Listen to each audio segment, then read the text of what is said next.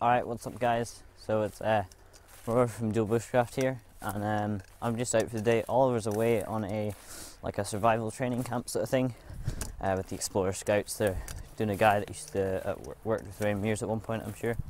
So he's got his GoPro with him for that, so hopefully we'll get some footage from that to show you guys. Otherwise, I just thought I'd come out today, excuse the noise in the background, to try and tap some birch, because it should be running, the sap should be running, so I'll double check today. And I'm just looking around at the moment for some birch trees, so I'll get back to you when I find one. Alright guys, so I found this little birch tree here, and I'm just going to do a quick test to see if the sap is running. So I'm going to aim to hit the lower point here, so we'll bring you guys in closer and we'll have a look at that. Alright. Okay guys, so we're just gonna take my knife here and get into the tree, and already I can see sap just starting to appear there. So there we are, there's some sap there. So the sap is actually running quite well. Okay guys, so basically I've set up the funnel sort of thing here, and yeah, the bottle sat there, so now we pretty much just have to wait, and it's slowly dripping out. So yeah, we'll get back to you once this is getting fuller. Okay, so while the sap's running back there, I'm gonna get started on making a small fire, I think. So I've just got a fold out saw there. There's a lot of dead kindling behind me.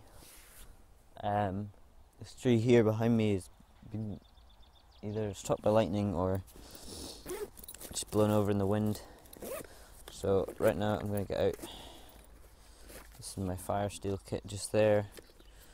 I've got Maya dust there if I need it. If I can get this open. There without spilling it. So that's just really dry tinder. So I'm going to collect some tinder and get back to you. Hopefully when the fire's going. Okay guys, so it's now just time to light the fire. So I'm just going to take a bit of this string here. Got all my kindling ready. You've probably seen this 100 times before, but yeah.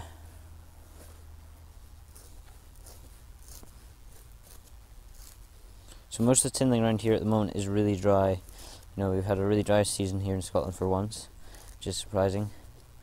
So when I am having this fire, I've made sure that the area I've chosen isn't surrounded by really dry stuff. Like, if I have a fire here, it's not going to set fire to the rest of this woodland, which gladly isn't very dense. But I definitely do not want that happening at all. You know, if there was no area that I could choose to get a fire going, then I just wouldn't have one. But you know, we're in this bit here. There's, you know, it's a pretty good place. So I've got my bird's nest here. We're going to chuck this in here, and I've got my flint and steel striker here. This is one with a magnesium block on it, but hopefully we won't need that. So let's just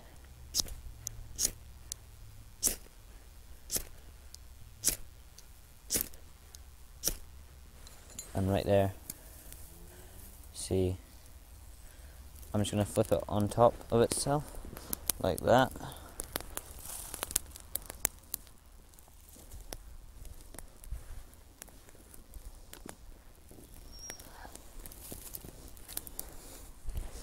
I'm just going to take a step back and let this burn down.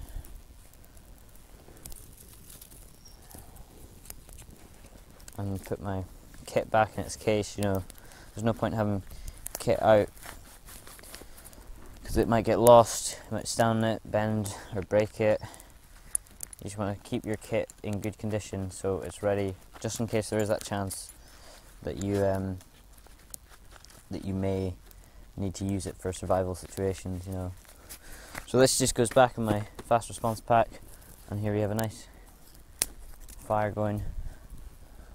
I've only got a little bit of wood, but I'll get some more soon enough. Alright guys, so while the fire's just burning there and we're waiting on the sap, thought I'd do a quick review on the Snugpak Fast Response Pack.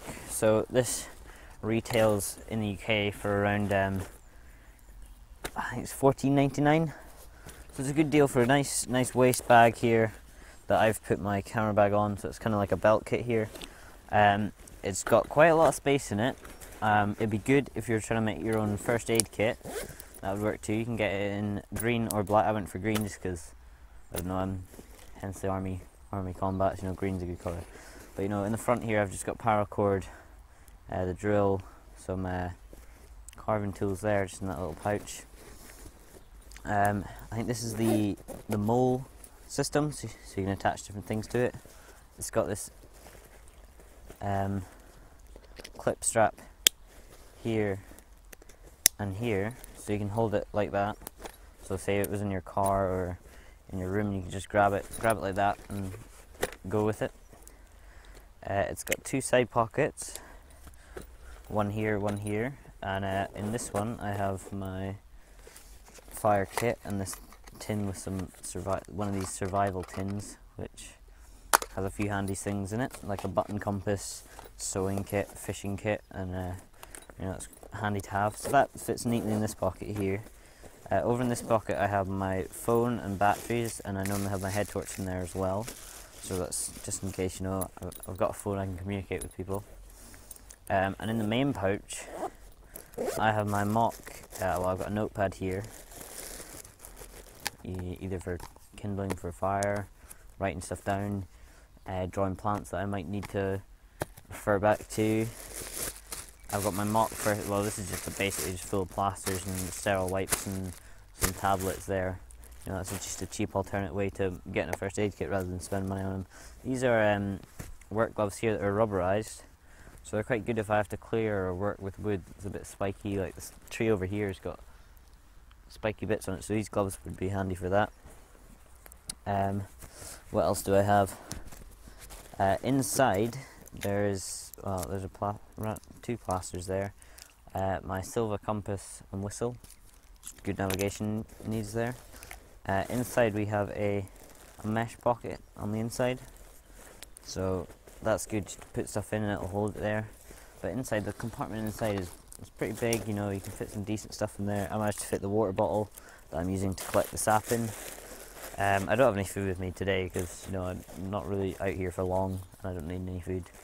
But that's just a quick overview of the Snugpak Fast Response Pack. You know, it's a good piece of kit. I often carry it even with my 60 litre hiking bag. I'll put this in it with just basically all my personal kit in, my knife, my survival kit basically. Apart from my tarp, of course, I wouldn't fit in it, but you know. And that just sits in my big bag. Right here I've got it set up like a belt kit, like I said. So this will go around my waist, and my camera bag's easily accessible. This is around the back, you know, that's pretty accessible too. Just got a big clip here. Overall, it's good build quality. Snugpak do make good stuff. So yeah, overall, decent pack to put your survival kit in if that's what you're looking for.